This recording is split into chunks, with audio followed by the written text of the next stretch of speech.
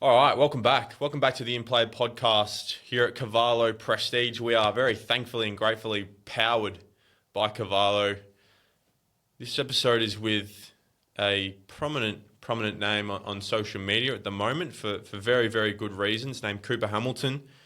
Cooper had a injury-troubled career at GWS, struggling with navicular injuries, which is something that I've struggled with as well over a number of years, but has turned those experiences into something really positive. He's one of the most authentic and transparent people, not only in person but on social media, and the impact he has on young kids, young local footy players, young juniors, anyone sort of going through a sticky period of understanding who they are, what their purpose is, what they enjoy.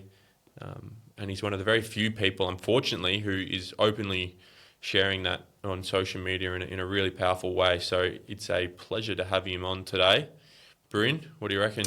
Yeah, I think everyone is going to get a lot out of Cooper's story. I think his maturity for his age is something that really stuck with me, and I think he's someone who he's just got so much goodwill in what he wants to do, going forward in terms of this mental health space and using his experiences to help everyone. So, well worth a listen and a watch. Yeah, you'll enjoy the app. Welcome back to the In Play podcast. Pleasure to have down at Cavallo Prestige, whom we are powered by, Cooper Hamilton. Welcome to the pod, mate. Thank you for coming in. Thank you very much for having me on, boys. I'm excited, very keen. Yep. I'm Kane, this is Bryn. Coop, where do you want to start, mate? Do you want to talk about your history, where it all started for you, and I suppose what has led you to what you're doing now, as far as being an ex-AFL player and your experiences in that space and what that has shaped for you in the last few years? Yeah, sure. Where do I start? All right, we can start right at the start, which is 24th of September 2003, but I won't bore you with those details. So we'll go to, I grew up in the country Victoria, so up near Echuca, a little place called Colbinabbin. Not many people know where it is or anything about it. But I grew up there, small township, community. Like, community was everything, football was everything, sport was everything. So that pretty much you grow up in that community and you're shaped by everybody around you, and you had this one big family. So best place to grow up ever, and couldn't recommend it enough. But yeah, from there, played footy, lived and breathed it. And then a number of opportunities came for, also I'm a twin as well. So I got my twin brother Hugh as well, and then two other older brothers. But yeah, we had a number of opportunities come about when we were 15, playing through just talent pathways. Got selected in mid-country, made All-Australian squad that year as well. And then at the age of 16, got the opportunity to go down to Caulfield Grammar boarding school. So grabbed that with both hands. Hugh and I both moved down here, 2 years at Caulfield, which 2 years at boarding school is the best thing I ever done. It really shaped me as a person. I matured very, very quickly. I was a homebody, and then pretty quickly I wasn't.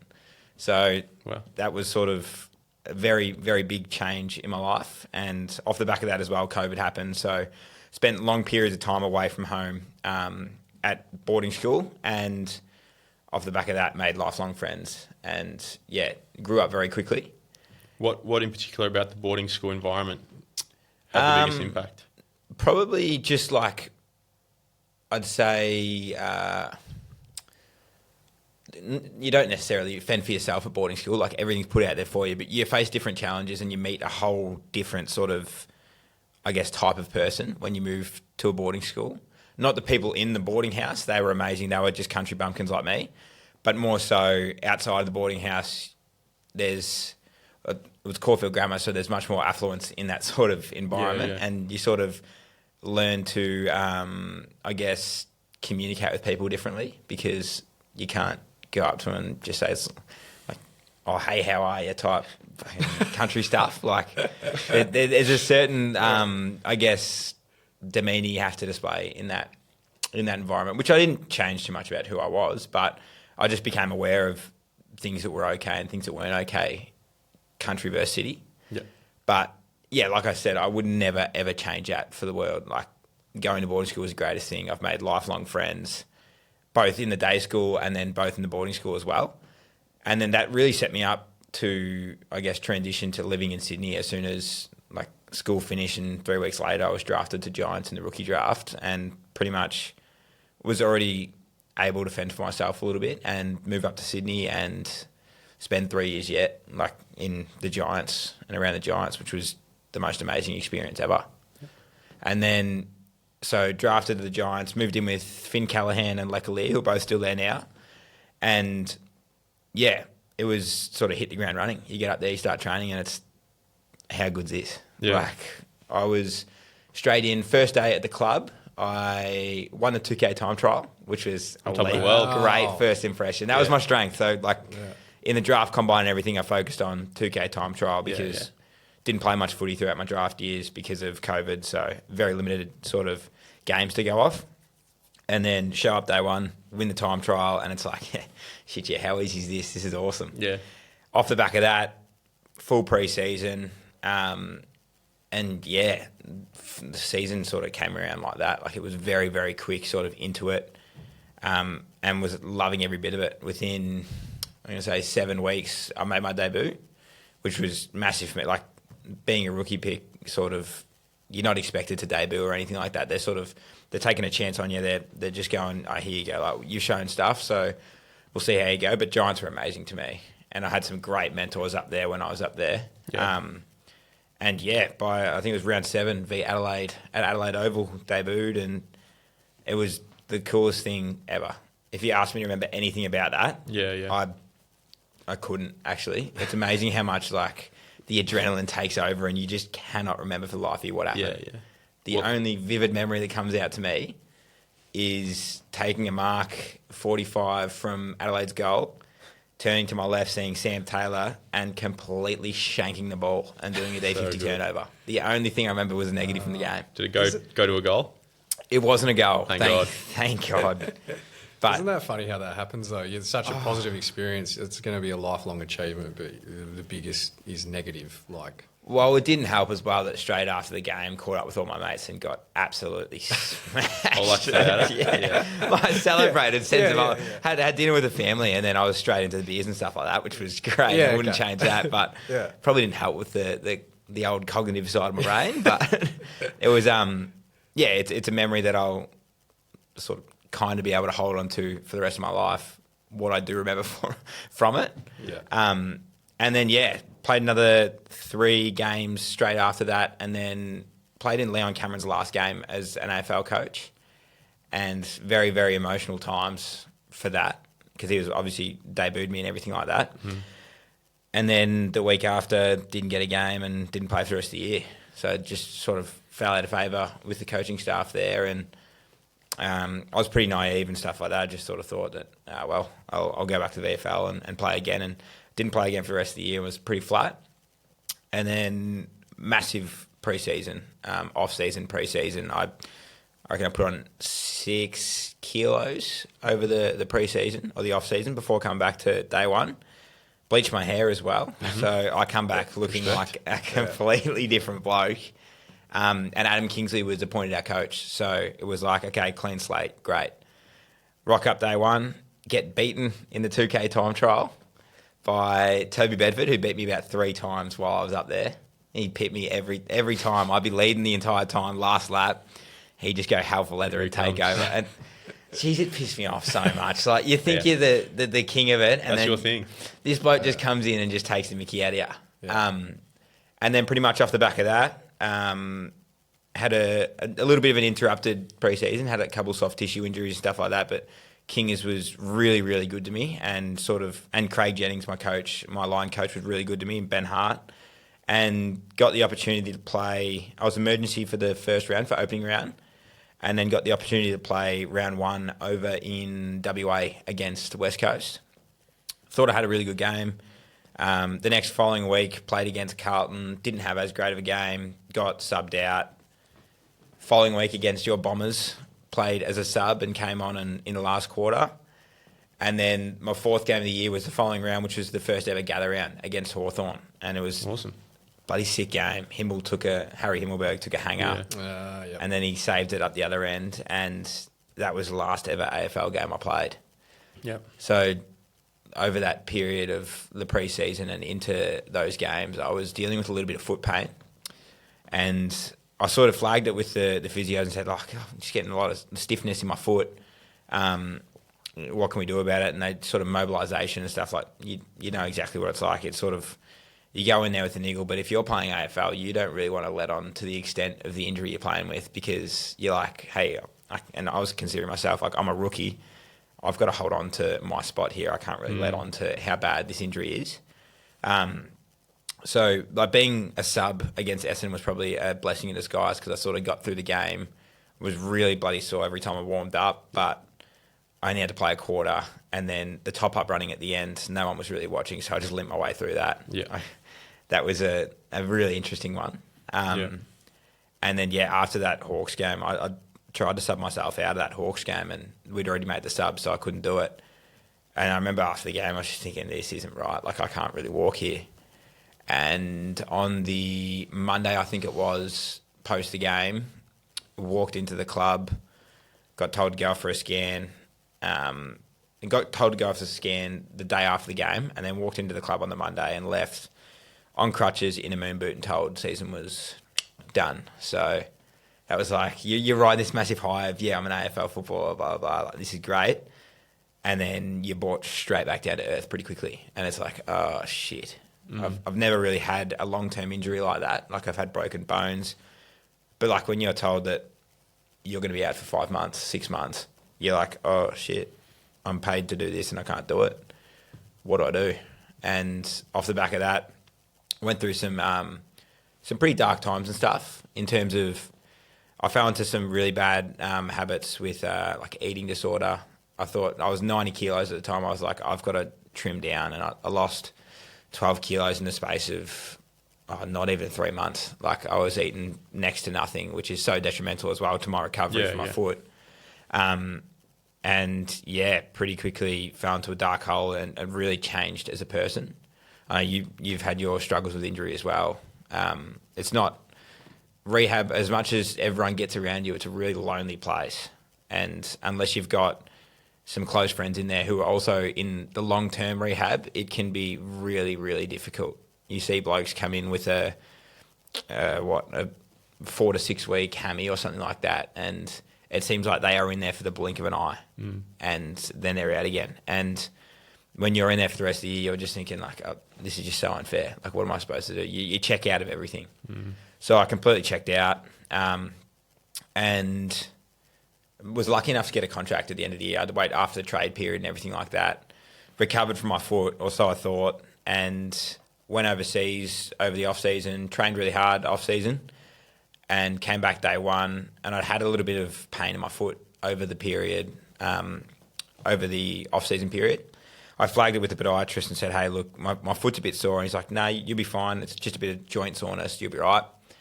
Came back day one and was doing the screening testing as you do on day one. You go through all these physio things, and I was doing some hop tests. Left side, no dramas, all good. Right side, I was like, my power was fine, but I was like, oh, it's a bit sore, but I'm fine. And they said, nah, go get a scan. Went and got a scan, and it showed a stress response on my navicular, and it was like, shit, here we go again. Back to square one. So from there, it was pretty much the entire pre-season. I was just building back up to playing and running. So I went to a moon boot for a while, and then sort of just did all this rehab again. By the time we got to round one of the VFL, I was back on track. Played my first game, and straight after the game, I was like, shit, this foot's bloody sore. So for the next 7 weeks, I reckon it was, I was just going out, playing a game, and then for the rest of, like, day after the game, could barely walk. For the rest of the week leading up to the next game, all off-legs conditioning, just smash yourself with that. And then prove you're fit on captain's run, have a run around with the boys, go into the game, pretty sore, play the game, rinse, repeat. Yeah. It got to the point where round 7 of the VFL, we played Geelong down at GMHBA, and before the game, I was trying to warm up, and I was like, this is shit. Like, I can't actually run here. I flagged the physio down, and I said, hey, look, my foot's cooked. We were about 45 to an hour out from the bounce. And he said, "Oh, what do you think?" I was like, "Just get me through this game." In the back of my mind, I'm thinking, like, I'm not going to play another game for the rest of the year here. Yeah. Like, this is the exact same pain I felt. So we went. It was Zachy, and I doubt he'll be listening, but thanks, Zachy, for what you did. We went into the physio rooms, and he pulled out this tub of numbing cream. And for anyone who has used this, they know how powerful this stuff is. Like, he's grabbed this and he's lathered it all over my foot, and I'm thinking, holy shit, why haven't I been using this for the whole start? Like, I'm flying.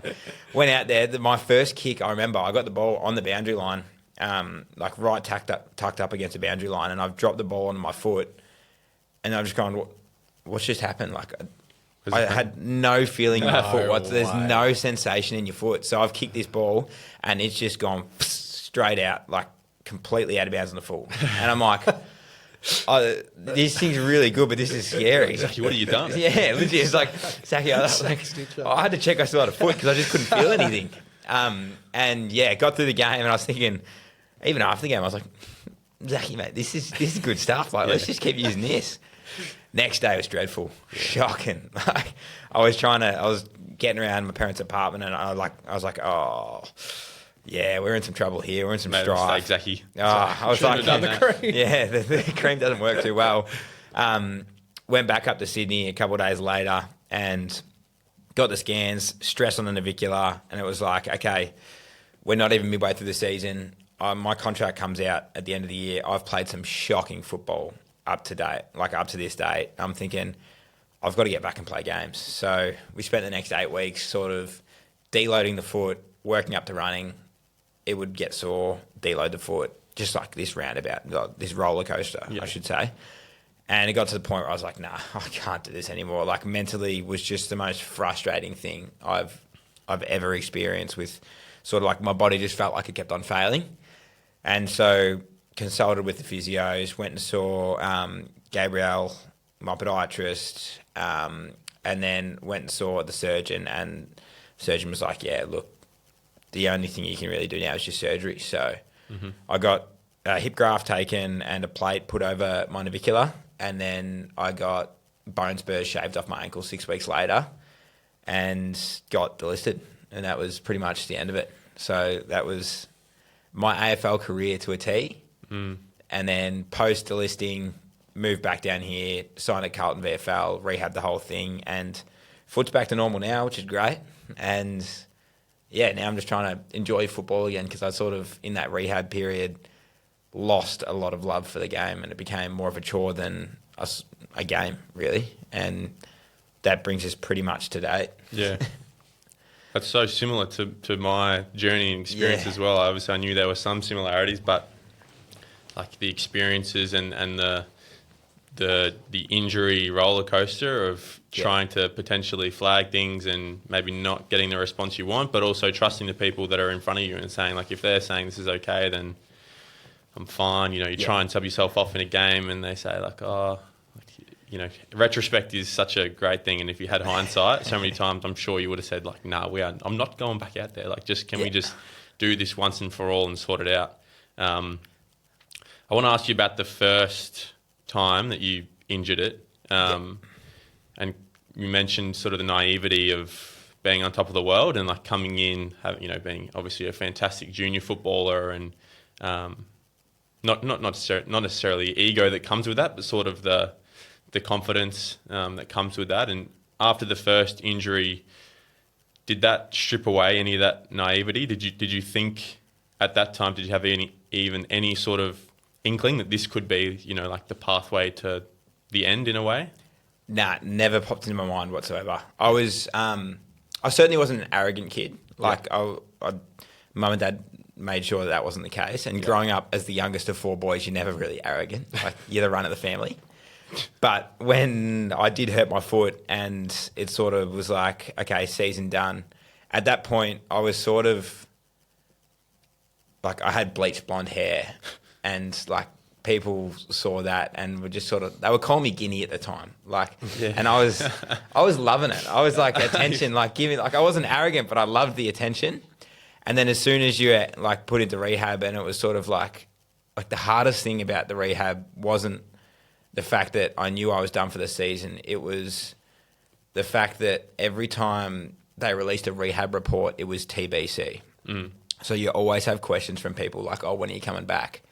And that was the most difficult thing for me, is I didn't know when I was coming back. And people are always, like, they have, I guess, the best sort of intentions when they ask you the question, and they're just sort of trying to make conversation and stuff. But it was really hard every time someone asked me that.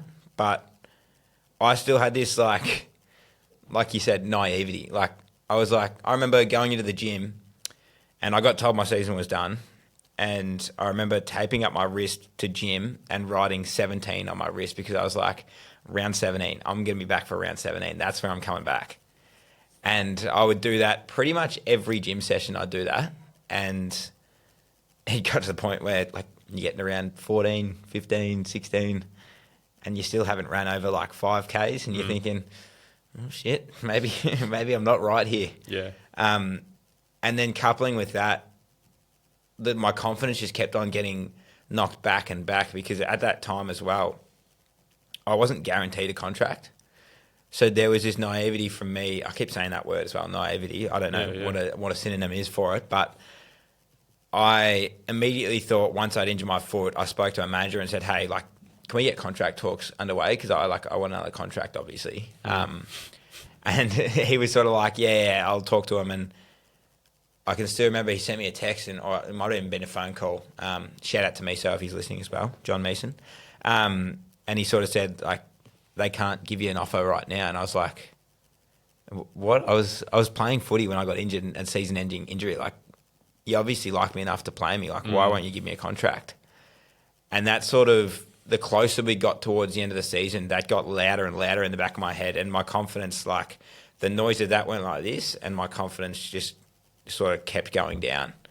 And it got to the point where I got told I had to wait until after the trade period to get like a contract, or get told if I was getting a contract. So I literally went into the off season thinking, shit, I might not be an AFL player come season 2024.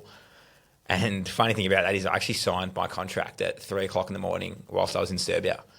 So I got a text message off Jason McCartney, the CEO of the Giants. Oh no, the list manager of the Giants. Sorry, saying, "Hey mate, could you sign this by end of day?" And it was like, I can't remember what time it was in Australia. And he's like, "Yeah, got to sign it, or you're going to go to the draft again." And I was like, "Oh shit!" Lucky I was jet lagged, as like crazy jet lagged. Where were you? I was at 2 a.m. in Serbia. No, I wasn't out clubbing or anything like that. Yeah, on the rack, just having. I can't hear James. No, I was literally laying wide awake in bed at one of my Serbian mates' place, and I was like, "Oh shit, that's kind of funny. I'm signing a contract whilst I'm in Serbia, in Belgrade, Serbia." And yeah, that sort of like that sparked up my confidence again. But that sort of was like a point where I was thinking, like, no one owes you anything, no matter how much you do, like. And then off the back of that, as soon as things weren't going my way when I got back day one of pre-season, there were all these doubts creep in, like, oh shit, you didn't even get a contract when you were playing AFL. You've still got to get back into the AFL side, and then you've got to start playing good games at the AFL side to guarantee yourself a contract. Like, you are fighting for your job right now. And that's where the confidence took a massive hit. And that's sort of where I changed a little bit as a person, and I guess I wasn't my younger self, and I didn't mature. I matured, but I just sort of, there's not really a word to say what happened, but my complete personality changed. Yeah, how would you try and describe that change, do you think? Like, do you think it was a feeling smaller, like less loud?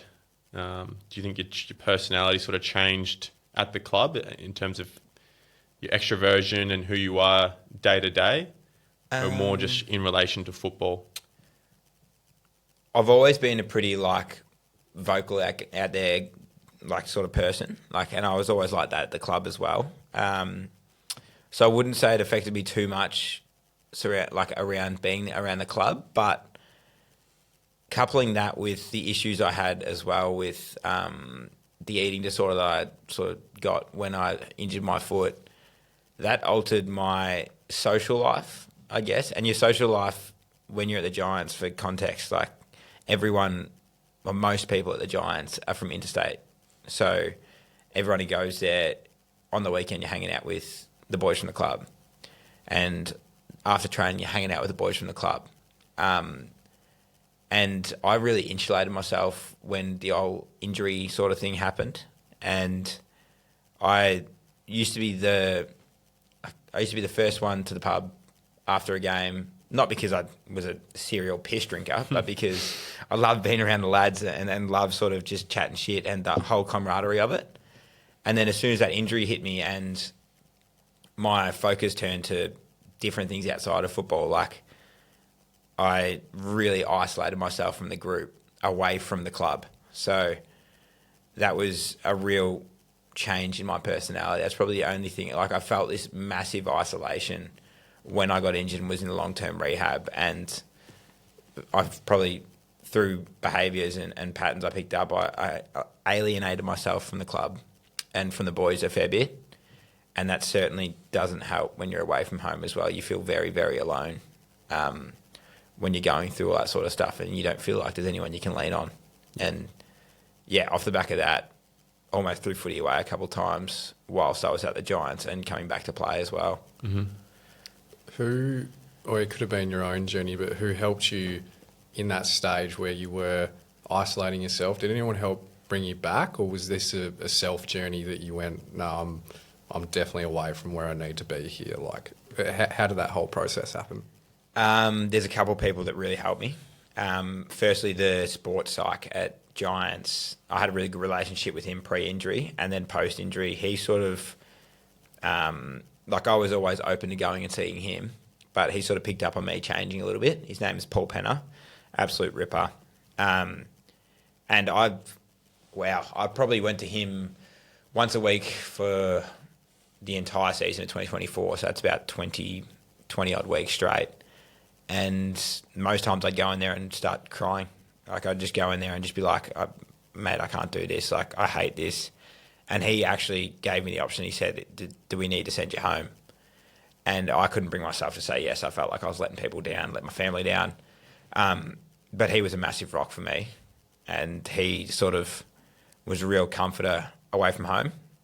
And then there were some boys that were in the long-term rehab whilst I was in it that really helped me a lot.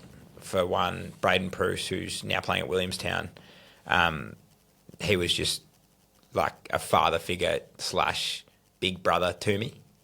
Adam Kennedy as well, who's just a Giants legend. He was also, I'd say, more like big brothers to me. And then Darcy Jones as well did his ACL when I first hurt my foot, and he was like a little brother to me / twin. Those sort of guys are the ones that like I really lent on a fair bit, and you have some of the deepest chats with them. Like we'd sauna while the boys were out training, and we just have some really, really deep, intimate chats, especially me and Prusy and Kenners. But they helped me so much get through that period. And then also an outlet as well with Jacob Gaynor, who's now head of Tassie Devils social media. He was amazing for me, and I can't thank him enough for the opportunities he gave me with the social media side of things, but then also just being sort of like a shoulder there that I could just talk about anything but football too. Like he was incredible. But certainly, like blokes would reach out and have the best intentions, but you just sort of feel like they didn't understand as much as those other ones that were going through a similar thing. But yeah, there was plenty of people that sort of I could lean on it and sort of confide in whilst I was going through it. As in those other teammates who reach out just because they're playing, they're in season, they've got that, they're not in this rehab bubble. Yeah, you sort of feel like they, and most of them have been through a long-term injury as well, so they do understand, but you still feel so isolated and like they don't understand. Like it's a really weird place, and you'd know it more than anyone, to go into team meetings when you're in long-term rehab. Like, do I take notes on the team we're playing this week to show the coaches that I'm listening, or do I just sit in the back row and sort of nod off and go to sleep? Like, because I'm not playing for the rest of the year. There's no point me even doing that sort of stuff. Like even going to line meetings and stuff, I used to think, just what's the point of me being here? Like, I'm not contributing whatsoever. I'm not playing next week, not even in the VFL. So it's a really weird feeling when you're not able to do what you're paid to do. And those players who do reach out, even though they're playing, like they still have the best of intentions and they really, really want to support you and try and wrap their arms around you, but there just is nothing that they can do, because I think also they're consumed by their own thoughts and challenges and life, and they're going through a totally different grind challenge, which is in season when you're playing and you're grappling for spots and trying to play your best and ruminating on the thoughts, ruminating on the mistakes you made in your game and watching them all back. So as much as they want to be helpful and support you, there's not anything that they can sort of impact, because regardless of what they say, you're still going to go back to work tomorrow and do it all on your own. So you say Paul Psych. What in particular, if you're willing to share, did you use that time with him for? Do you think it was just an opportunity to be far more open with someone than you were elsewhere and just sort of vent about how you were really, really feeling? Yeah, well, in the beginning, I was playing in the beginning when I was seeing him. Yep. And it was sort of my way of I didn't feel like the same player I was before I got injured. So I was trying to figure out all these mental cues and figure out what was going on upstairs, because I'd changed so much after my injury. So in the beginning, it was trying to get back to that mindset of I'm the man, because I had so many doubts after being out of the game for so long. And pretty quickly, it changed from getting my performance better to getting Cooper back to Cooper, because I just became a completely different person. And he probably went from being a sports psych to just your normal psychologist. Yeah. He certainly didn't sign up for what I put him through. Yeah. I'm not aware of how other boys and their conversations went with him, but I'm pretty sure he realised pretty quickly when he got to the Giants that guys just need to be heard. And I think that's not to go off topic or anything, but that's something that really needs to happen in the AFL world. I know there's lots of controversy around clubs having a full-time psych at the club, which is a difficult thing for them to afford, but people really need to, everyday people, athletes especially, in such a high-pressure environment, need to open up and be vulnerable, because you keep so much to yourself in a I guess athletic environment, or an athlete's in a professional environment like football. As much as I say it's a team game, it's very individual, especially when you are on that outer and you're getting a game, not getting a game. There's so many demons that run through your head. Yeah. And it's something that Paulie helped me work through, and then sort of got thrown into the deep end and had to help with everything else as well. Mm.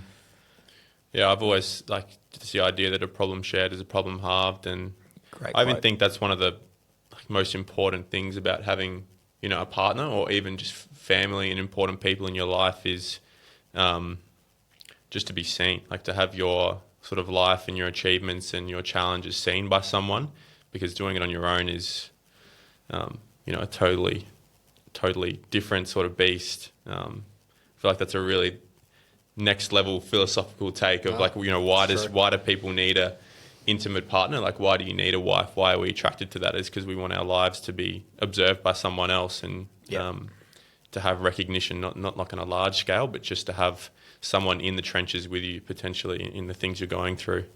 Did you ever lean into any sort of practices, mental practices? Did you ever dive into any meditation through that period, or? Not necessarily meditation. I always got told I'm really bad at sticking to something like that. Yeah. I have struggled to do that in the past. The whole journaling and things like that, Yeah. I haven't really been super diligent with that sort of thing. I don't feel like it works, and I don't do it for long enough for it to see the benefits. But I do little things that I guess fill my bucket.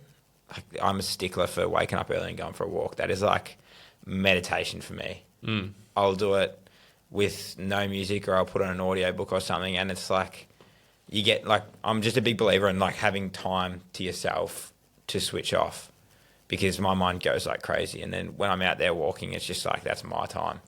So that was probably a big thing for me, and Paulie encouraged that. I used to be a big movie fan, and he'd always say, go to the cinemas and watch a movie. I was like, say less, mate. I'm going there. Like, what snacks do you want me to take in there? Like not necessarily meditation or journaling or anything like that, but finding little ways that I can just go, okay, this is my time. Like, I'm just going to chill. And those things like are amazing for my mental health, and they do amazing things for everybody else as well. And they're not formal forms of meditation, but they are they fit the definition of what meditation could be. There's no set definition for what a meditation is, I suppose, but it's just the idea of being focused on one thing and keeping your focus on one thing. And if that is watching a movie, like, for sure, the experience of going and watching a movie is one of the most enthralling and best thing, like, narrow tunnel vision things, because anything else that could possibly catch a wandering mind or distract you, it just gets shut out. And that's the exact same premise as the formal meditation that you do when you sit quietly in a room and just try and think about nothing, sort of thing. So that's awesome. And that, obviously, you mentioned Jacob and how he gave you opportunities to potentially dive into content, and what did that look like whilst you were playing still? So how did it come about? I'd always shown a likeness to doing the social media content. Like, before Jacob sort of approached me, I approached him and was like, hey, I want to do like a day in the life type thing. Can you help me out? We did a couple of those, and I got this sort of kick out of seeing, that did really well. Like, lots of likes and stuff, and people start to know who you are, and I'm like, okay, this is elite. Started playing games, and sort of attention changed to football. And then rehab happened. This is my second year, rehab on my foot. And then it came to finals time, and he approached me and said, hey, I've got this idea. Are you keen? And my mind was, I'll make a fool out of myself, because I got injured playing AFL. So if people say, who is this bloke? Maybe focus on getting a game. I could sort of be like, hey, I was playing actual games. Like, I'm injured, so you can't say shit. Like, and off the back of that, we made a couple videos, a couple more, and it just sort of grew legs, and people sort of fell in love with the idea of a media guinea pig. So I became that. And honestly, people ask the question of like, do you wish you were still playing AFL, or do you wish you never injured your foot? And I'd look at them and say, like hindsight's a great thing. I could be awesome to still be playing AFL, but I've had some incredible opportunities off the back of it. I've met some amazing people, heard some amazing stories. So no, I probably wouldn't change it. Jacob has done so much for me in terms of open my eyes to the entertainment world, and it's something I want to dive into a bit more. I've realised I have this passion. It's almost like my footy now. It's like my game day is performing for people in front of camera and filming videos, or going on podcasts like this, or going on radio. Like, that is my little bit of this feels like game. This is the nervous energy that I no longer feel playing football. This nervous energy of, I love this. But I get that from doing that performing type thing. So it's a little bit of a passion for me. But in saying that, I still play football, and I still have games where I get that nervous energy, which is great. But he sort of opened my eyes to this whole new world outside of what young Cooper thought was just the whole world. Football's the world. Mm-hmm. How did that identity piece go from being an AFL player, delisted, trying to find your way into the real world? Like, how did you deal with that, and what can you remember from that experience? Well, it's not that long ago, so it's not hard to remember it. But when I was at Giants, and sort of early on in my last year, I was like, this is not working. I'm hating football. I don't like it. I don't want to play. And then the foot happened, and almost when I found out I was getting surgery, it was like, I don't have to fake this anymore. I can just sort of just get about life. I was not naive to the fact that I wasn't going to get a contract. Like, I'd had the conversations with my manager, and he was like, it's looking unlikely. And I was like, I'm not going to get on that contract. Like, I've barely played footy, and when I have, I was shit. And I thought I was okay with the fact that I would no longer be an AFL footballer.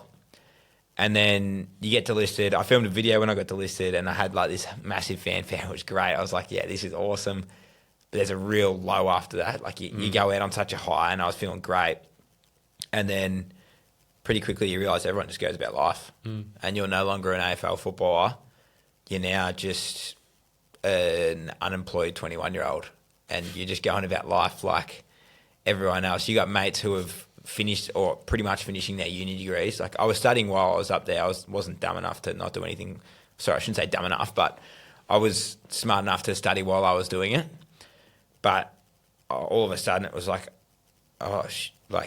shit, I don't know what I want to do in life. I've only ever, like whenever people ask me what I wanted to be when I grew up, it was be an AFL footballer.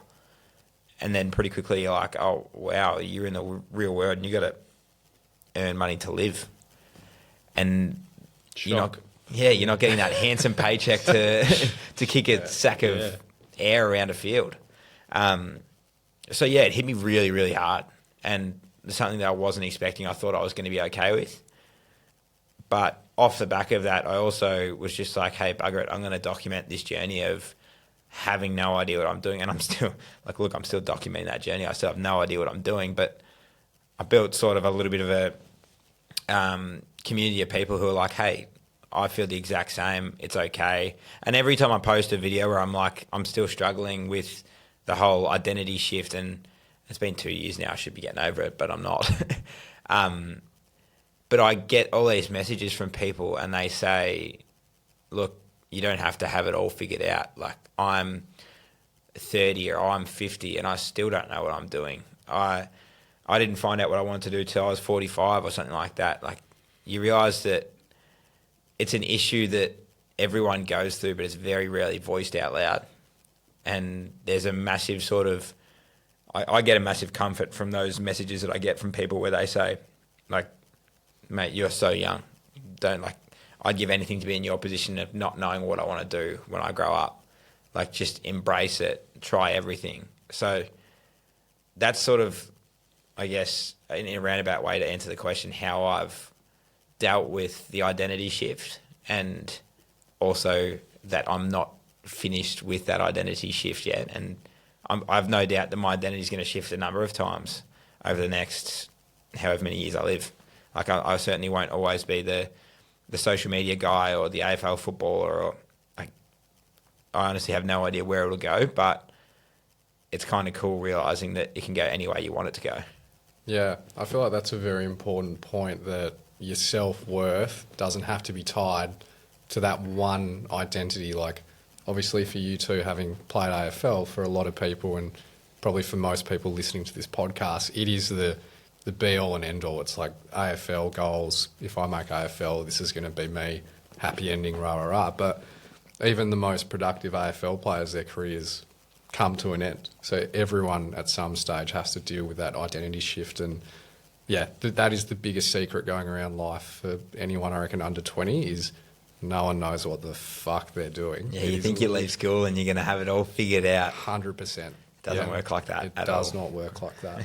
I really appreciate how you recognise that when someone asks you, would you go back and change this? Would you, if you could right now flick the switch and be an AFL player still, or you could go back and have the hindsight and not have any foot injuries and you'd be still going about it, you'd be, 60, 70 games in now, and or more than that probably, and cruising, but you recognise to say, like, no, I actually really enjoy what has happened off the back of that. And I absolutely agree in that the things that have happened to me have opened doors and shaped my personality and shaped the way I think about things, shaped my resilience. So no, you wouldn't change it, even though, because it's happened to you. It's like part of your own story. And I think one of the other great things about you is you are so good at telling your story and sharing openly, not just the transparency and honesty, but just it's incredible the way the first question we asked when you got in here was like, just go for your life and tell your own story. I was actually aware of that. 15, 20 minutes in. Like, yeah, I was like, I'm going to wrap this up pretty soon. Like, we don't have that much time.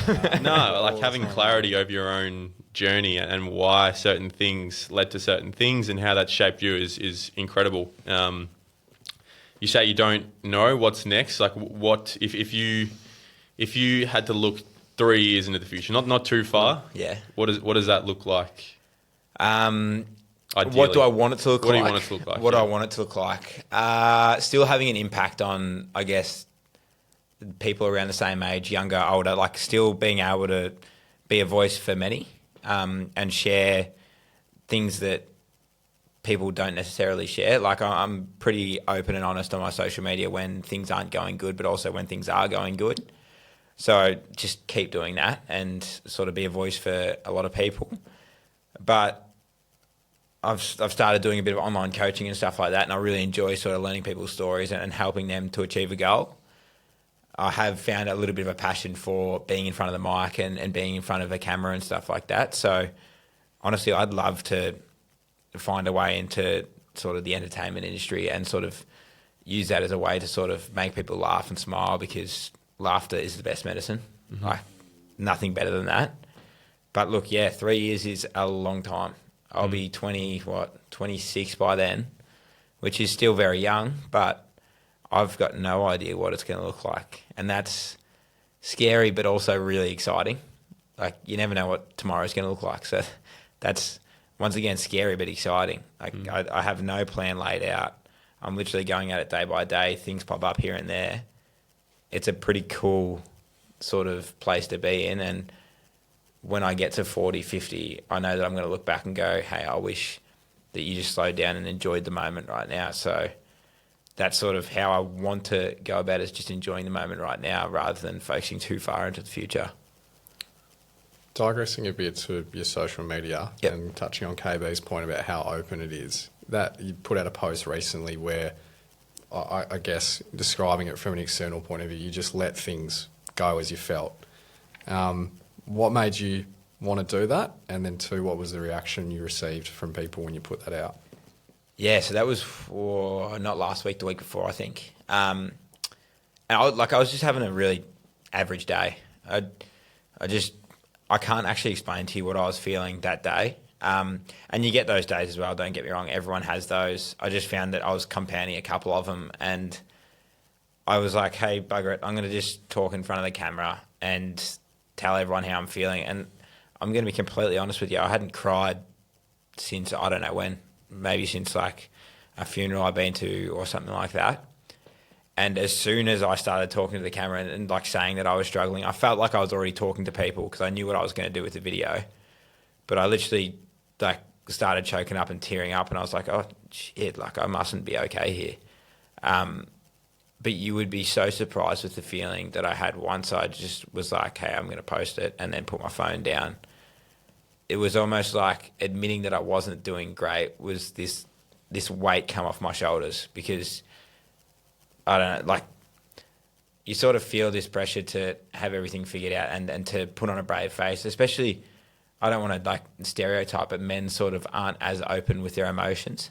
And once I sort of let out that I wasn't doing great, I was like, oh, wow. Like you said at the start of the potty, a problem shared is a problem halved. And that's a motto of Speak Share, a couple of boys down there from the peninsula that do an amazing job of the mental health sort of space. But it is the most true words ever.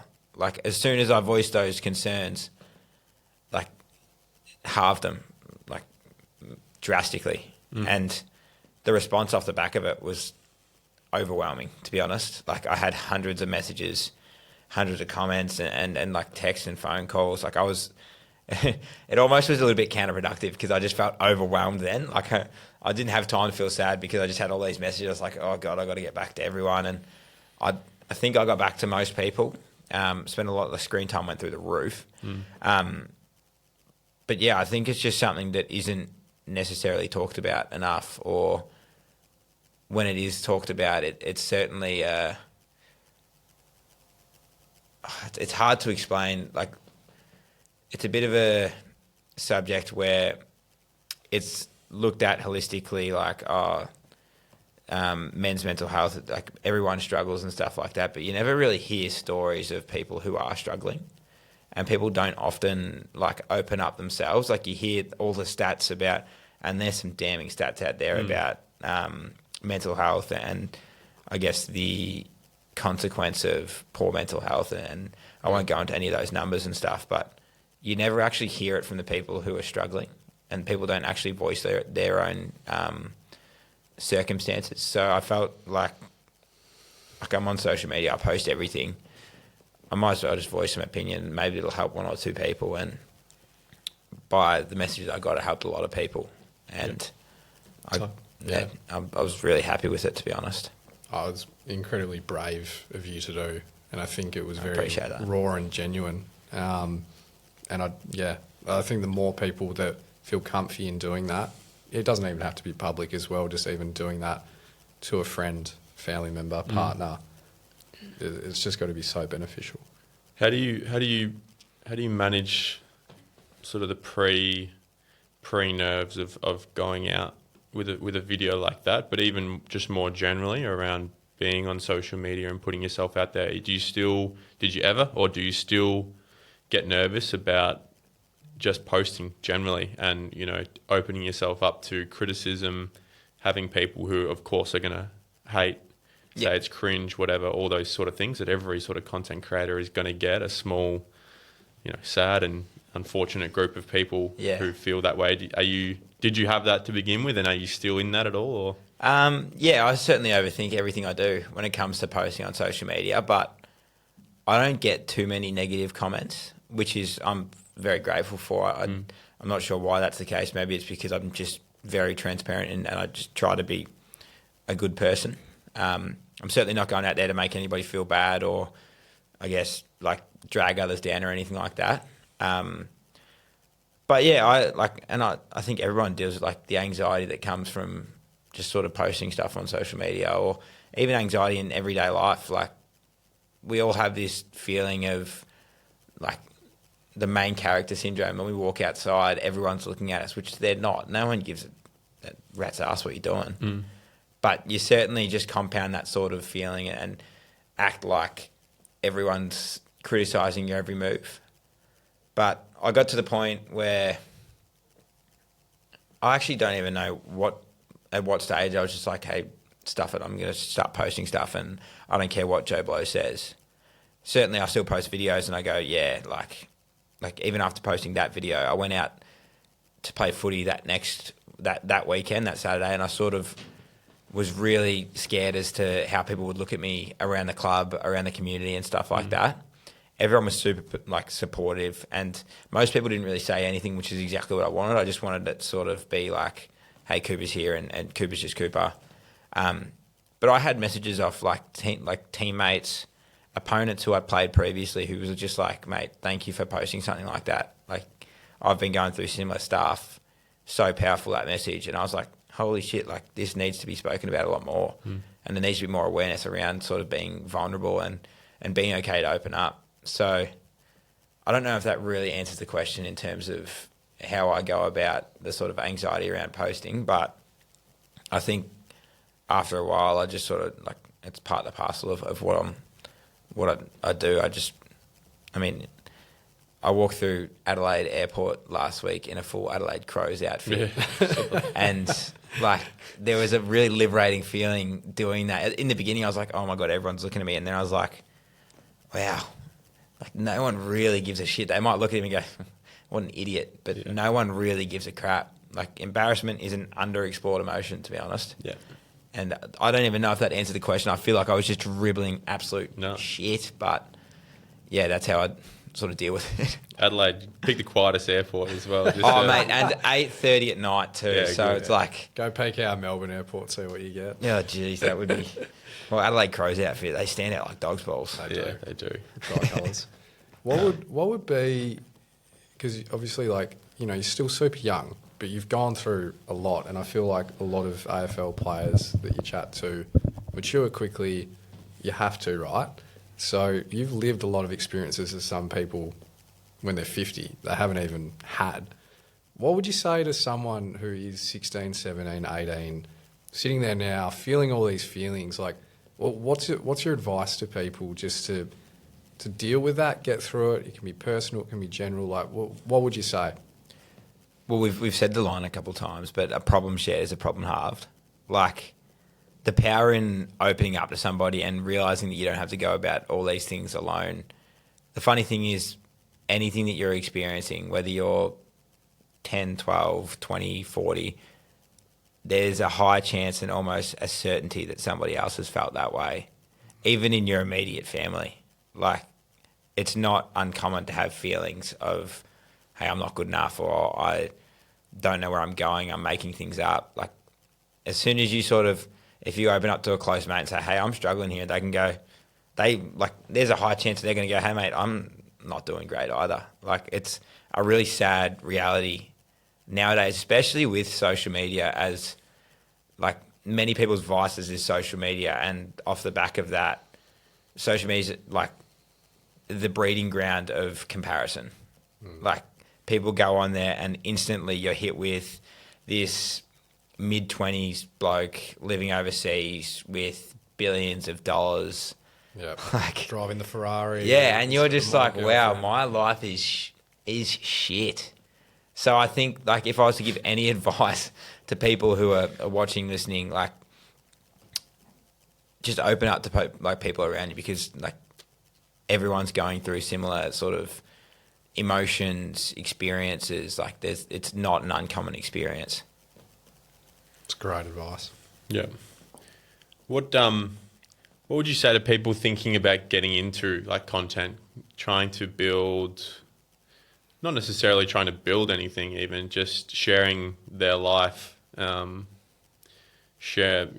be building a personal brand, which I think is one of the buzz sort of things that you might see next to that. Next to that Ferrari overseas, work from home, e-commerce, I don't know, all that sort of, that bucket of like things. How I'm building $1 million brand in a month. Yeah, 100%. But obviously there's also the part of it where it's just like being yourself and being authentic and sharing your life and putting it out there. And if people enjoy it, then they'll stay. If they don't like it, then they can move on and swipe on, and just being open, which I suppose is partly, I think from my perspective, largely what you're doing. You're just sharing what you do and what you think and what you feel. What would you say to someone who thinks that they might want to do that?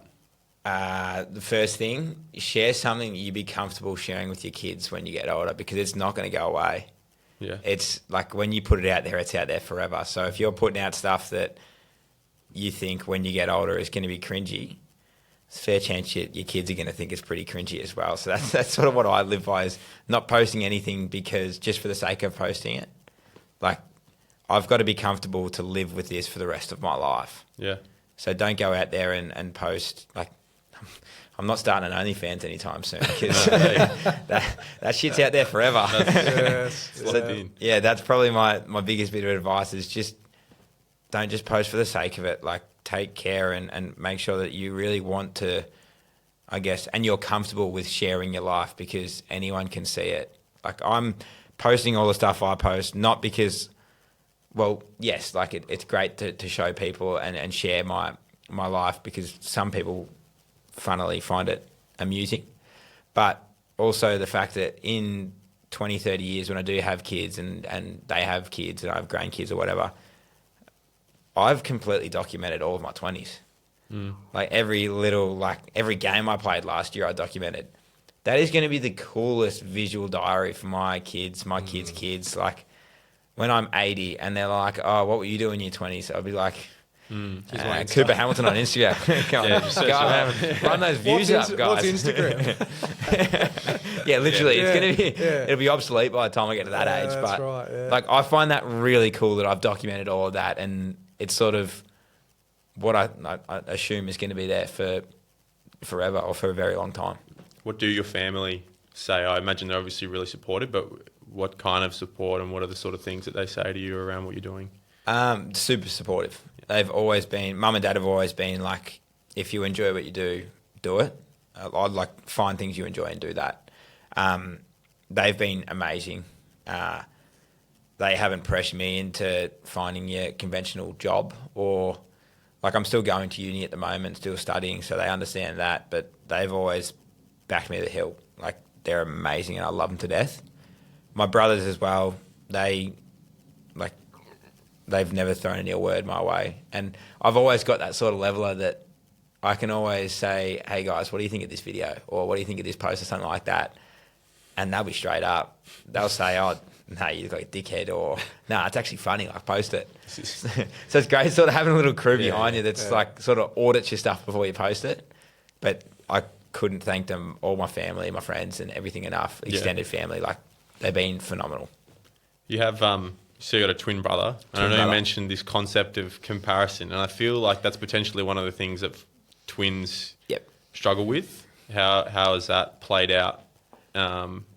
Just considering like you played AFL, you built this really strong social media following.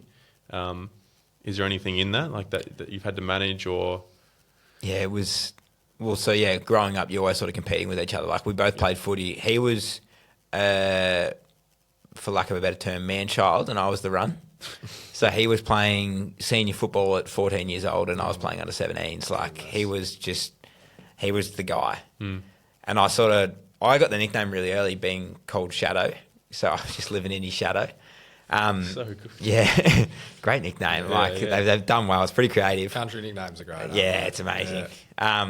And then went through like all of our junior football together, but it was always comparing ourselves to the other. Like we loved each other to death, but there was always that little bit of competitiveness with each other. And even going to boarding school as well, we were sort of coupled together as the twins, and we hated that. We rarely talked at boarding school. Like you're as close as brothers can be, but we weren't that close. And then I got drafted, and he missed out. Went to Carlton VFL, was playing there, and we fell out of touch for a while because.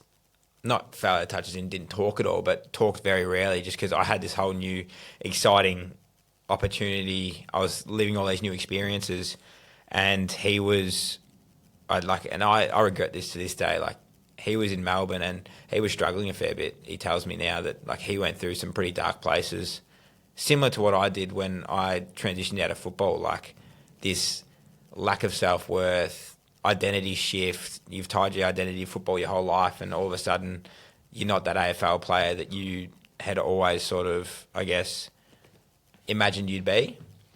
And then once, the funny thing is, when I played my last game of AFL, when I had my foot injury and got ruled out for the season, he actually watched that game from a hospital bed because he'd had major back surgery and he was put out of playing football for 2 years. And I don't know whether that's God's way of sort of saying like, hey, you two should sort of link back up again. We got much closer after that. And then through my whole rehab journey, his whole rehab journey, like we'd be on the phone to each other like every day. And then when I got delisted, I moved back here, and like now we're thick as thieves. We call each other 2-3 times. I wouldn't be surprised if I've missed a phone call from him like while I've been sitting in here. But when you're growing up, you're always sort of, especially when you're very similar in, I guess, character and personality and everything, you're always sort of referred to as the twins. And pretty quickly you're just competing with each other to see who's the better twin or anything like that. Like, it's just a common human thing to do, I guess. Like, but off the back of that, we have grown, like I said, thick as thieves now. Like, we love each other to death. We're probably each other's best mates. Yep. I say that. He probably wouldn't say that. But, yeah, I certainly did really deal with that comparison, I guess, mindset and behaviour growing up. But I'd like to think that I've grown out of it now, and we only want the best for each other. So that's probably, like, I was born with my best mate, like a built-in best mate, and that's the coolest thing I could ever ask for. What a gift. Exactly. That's awesome. Yeah, I think as well, just quickly for people listening, that identity piece we've mentioned a few times, like, I just cannot emphasise to people enough, like, your identity is not attached to you failing at something like footy or work or whatever. Like, I feel like a lot of kids will be listening to this going, well, if I don't make the AFL, like I'm all in AFL, I'm going to be doing this. And it's like, it's all good. It's all good if you don't make AFL, and no one's going to think anything less of you, and you're going to find your purpose in life, but don't get yourself in a rut on that identity piece. Well, the funny thing about like the whole athlete side of thing, it's a very finite existence as well. Like at one point, it's not going to be you anymore. It's not going to be your identity. So I'm pretty lucky in terms of I've lived that a lot earlier than many others would. Like, there's a lot of people that don't realise that or quite understand it or can grapple with it. until their mid-30s, early 30s, late 20s. And that feeling of being behind is only exacerbated in that sort of circumstance. Like, incredibly fortunate to have experience playing AFL and being a professional athlete, but equally, I got my lick, and now, not saying that I wouldn't give anything to be back in that position, but I can move on and say that I've satisfied that sort of, like, that goal of mine as a child to be an AFL footballer, which is the best thing in the world. That's such a good perspective. Do you spend a lot of time on social media outside of your, like, obviously you spend a lot of time because you're replying, you're commenting, you're posting and doing your own sort of thing, but do you try and get out of it other than that?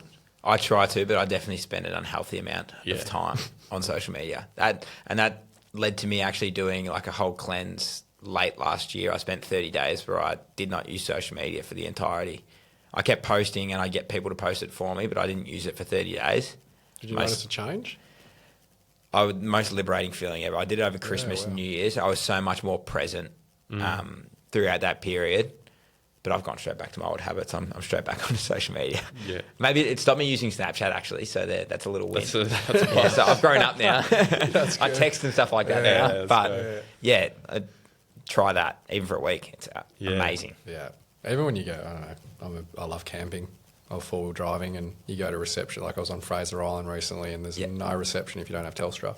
It's like 3 days of no messages, no emails, like 100% cleansing. It's like the windscreen wiper just going like, and you're like, oh yeah. You realise the world keeps going, doesn't it? 100%. Yeah. Do you feel it mentally? Your attention, you focus? Yeah, I notice, and this is a habit I'm trying to work on, where the first hour I wake up, like I'll use my phone to do like a meditation session, but that's obviously just listening. But I will not respond to anything. I will not look at my phone screen.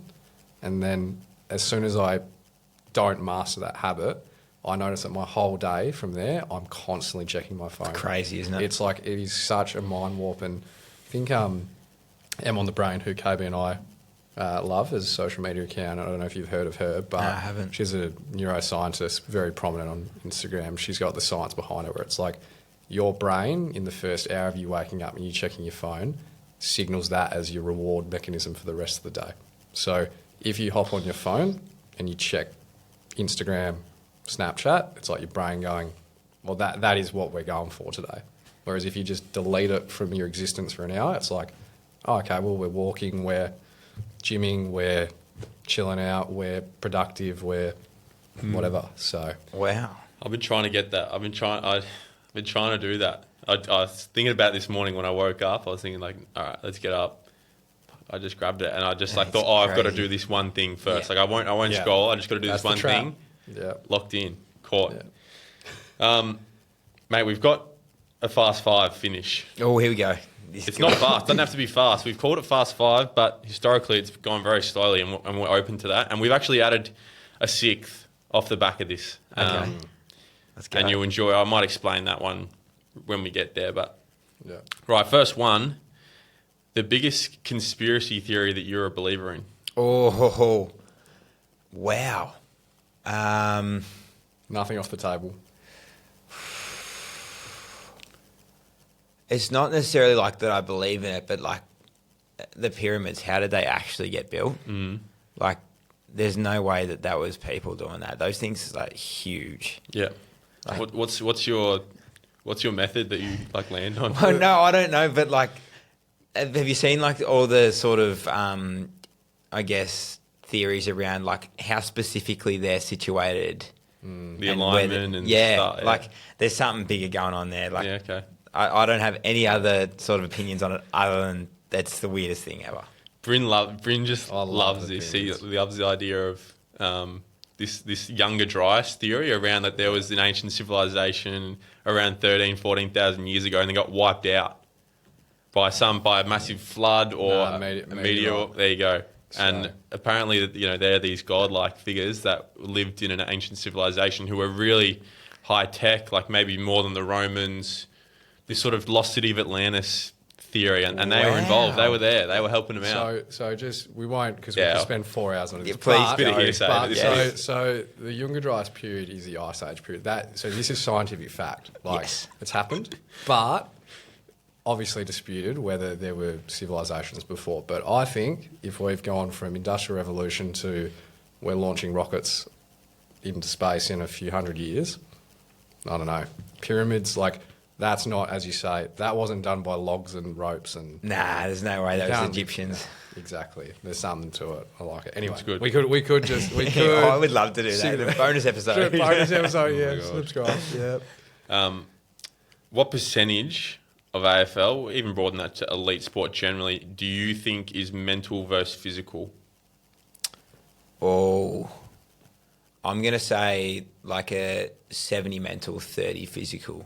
Yep. Because I believe everyone's drafted, they obviously have the skills and the capabilities, but some people are just so much more in tune in the mental space in terms of that attitude of I'm the man or I'm the woman, I am him or her.